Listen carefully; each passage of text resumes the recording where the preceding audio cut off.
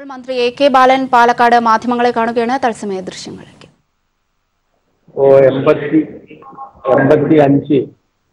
85 ക്യാമ്പുകളാണ് ഇപ്പോൾ ഉള്ളത്. 85 ക്യാമ്പുകൾ.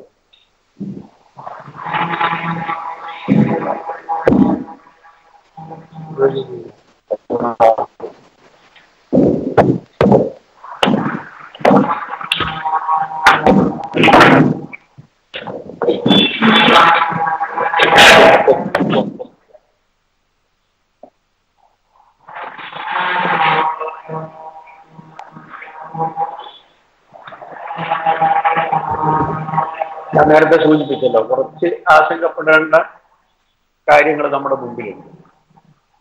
എന്നാലും അത് ഫലപ്രദമായി നേരിടാൻ പറ്റും. ഇവിടെ ഇപ്പോ 85 ക്യാമ്പുകളാണുള്ളത്. 1850 കുടുംബങ്ങൾ, 7810 അന്തേവാസികളാണ് ഉള്ളത്. ഇവരുടെ പുനരധിവാസം ഏറ്റവും ഫലപ്രദമായിട്ട് ഇപ്പം നടക്കുക. ആവശ്യത്തിനുള്ള താമസ സൗകര്യം, ഭക്ഷണം, മെഡിക്കൽ ട്രീറ്റ്മെന്റ്, ഇത് ഏറ്റവും നന്നായി നടക്കുന്നു. ഇതിലെ ജില്ലയുടെ വിവിധ ഭാഗങ്ങളിൽ ഞാൻ പോയിരുന്നു. ആലത്തൂരും നെന്മാറയും വടക്കാഞ്ചേരിയും ഒറ്റപ്പാലവും പട്ടാമ്പിയും റെസ്ക്യൂ ഓപ്പറേഷനുമായി ബന്ധപ്പെട്ടുകൊണ്ടുള്ള റിവ്യൂ ഇന്നലെ നടത്തി. ഇപ്പോ കലക്ടർ ഇവിടെ ഫലപ്രദമായിട്ടുള്ള നേതൃത്വം കൊടുക്കുന്നു.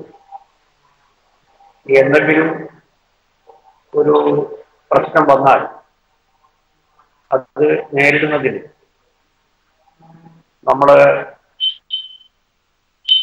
ഫയർ ആൻഡ് റെസ്ക്യൂവിന് പുറമെ 200 NDRF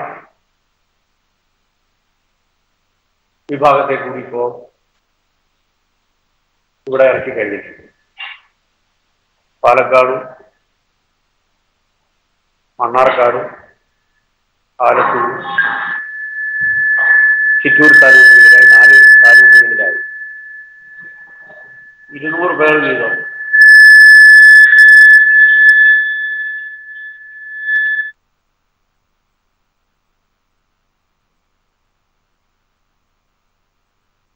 ആക്ഷൻ ഫോഴ്സ്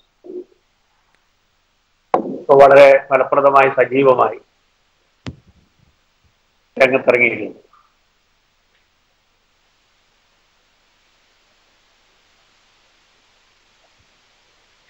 നമ്മളെ ബുദ്ധിമുട്ടിക്കുന്ന ഒരു പ്രശ്നം ഈ കുതിരാൻ NH വഴിയുള്ള യാത്രയാണ്.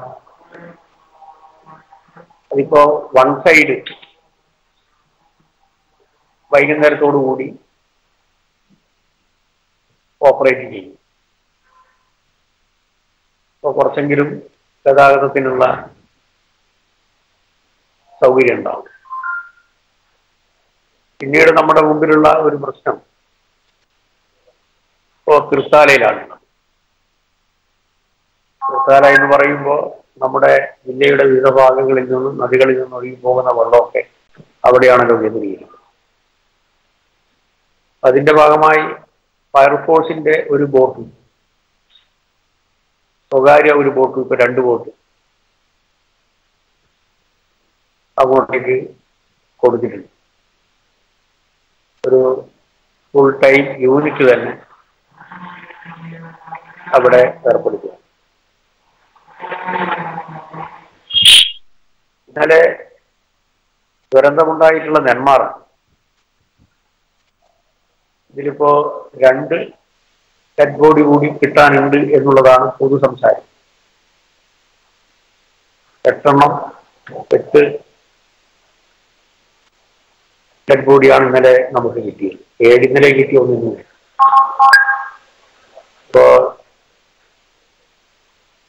2 ഡെഡ് ബോഡി കിട്ടുന്നതിനുള്ള പരിശോധന റാപ്പിഡ് ആക്ഷൻ ഫോഴ്സ് ഇത് നടത്തിക്കൊണ്ടിരിക്കുക. പിന്നീട് മണ്ണാർക്കാട് ഒരു രണ്ടുപേരുടെ ഡെഡ് ബോഡി കൂടി കിട്ടാനുണ്ട്. മരണപ്പെട്ടോ എന്നുള്ളത് ഇപ്പോൾ അറിയാൻ പറ്റും. അതിനുള്ള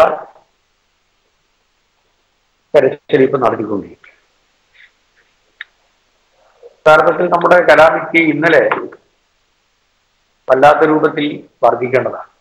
പക്ഷേ ശക്തമായിട്ടുള്ള ഇടപെടൽ ഉണ്ടായതിന്റെ ഭാഗമായി 700 പേരെയാണ് ഇന്നലെ നമ്മൾ കേട്ടത്.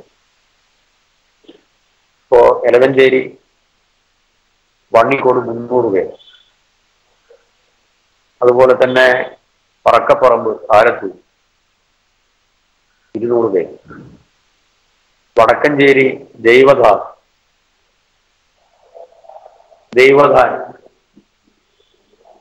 അത് ഒരു മിഷനറി നടത്തുന്ന ഡിസേബിൾഡ് ആയിട്ടുള്ള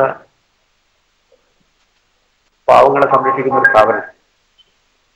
യഥാർത്ഥത്തിൽ 1-ാം നിലയിൽ വെള്ളം വരുമ്പോൾ ഈ കുട്ടികളെയെല്ലാം 3-ാം നിലയിലേക്ക് കൊണ്ടുപോകും. അവിടെ നിന്ന് ഒരു 1/4 കിലോമീറ്റർ യാത്ര ചെയ്തിട്ടാണ് ഫയർഫോഴ്സ് ഇവരെ ബോട്ടിൽ ഈ സ്ഥാപനത്തിന്റെ തന്നെ ഒരു അനുബന്ധ സ്ഥാപനമായിട്ടുള്ള വള്ളിയോട് സ്ഥാപനത്തിലെത്തി. ഇതൊക്കെ